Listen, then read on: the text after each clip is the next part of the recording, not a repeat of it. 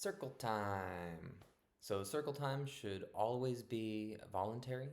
People should be able to join or leave whenever they please. It should always be positive. And it doesn't necessarily need to be at the same time every day. In fact, making it at different times can make it a lot more special and get a lot more engagement. So, but of course, it can be the same time every day if that's how you like to do it. Um, when we do decide to make a circle, whether it's by time or just spontaneously, um, we can expect anywhere from every single child to be interested in it to not a single one. Sometimes you'll get a big crowd saying, "Let's do songs, let's do a circle," and then you begin singing and they just wander off. And that's totally fine. If you like, you can just kind of complete the song by yourself to show how much you like it and respect it. Or you can just wait for it to be a better time at another moment.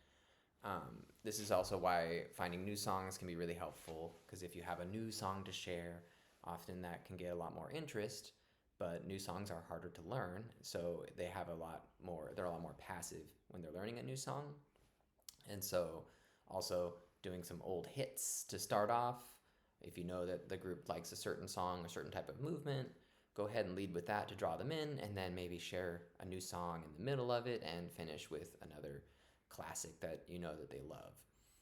Um, so then, of course, during a circle, while they are allowed to come and participate really in any way they want, as long as it's not disruptive to the group. So, of course, if someone is being disruptive, we're going to invite them to go do whatever they seem to want to be doing far away until they are all finished, and then they're welcome to come back.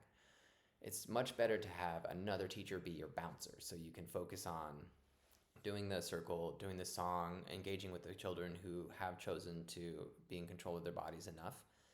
And then you can just give like a knowing look to someone, and they can, quietly suggest to a child that they need another place for their energies.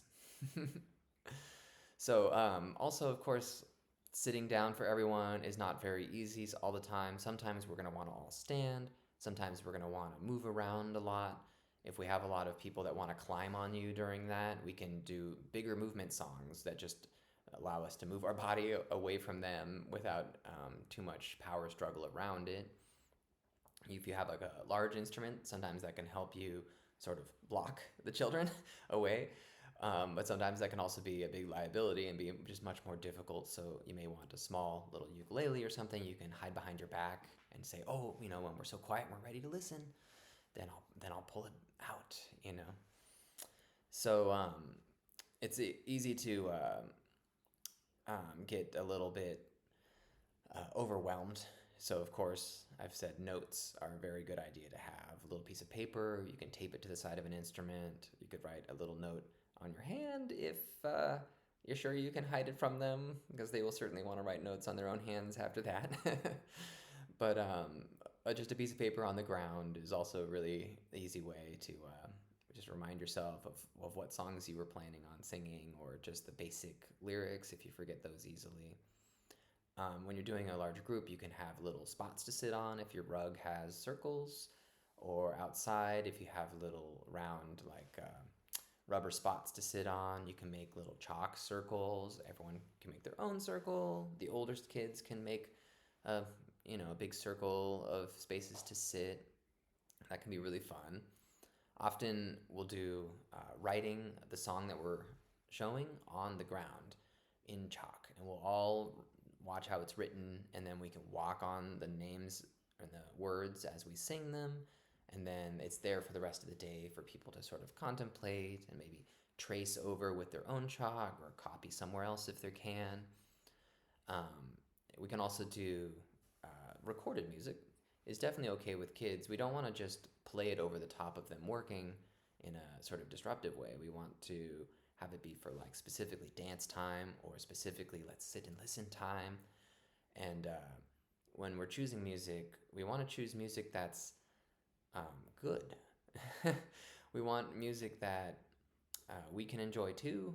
We want music that is of a high quality.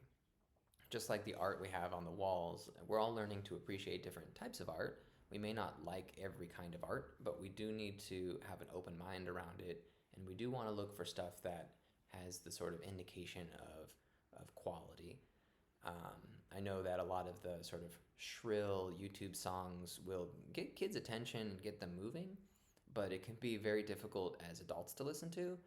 And it is also an environment that should be sort of high culture in a way. It's okay to have those songs be very restricted and instead use more um, songs with more depth in them. And they may have a little bit less engagement for it, but it will make a much more pleasant environment for all of the people. So keep those in mind with your music circles. Of course, check out the video on how to modify songs for kids because a lot of engagement during circle time will matter about how you have modified the song. Like, are you singing it loud enough? Are you modulating your voice enough? Is it the right speed? Have you done enough repetition or too much repetition?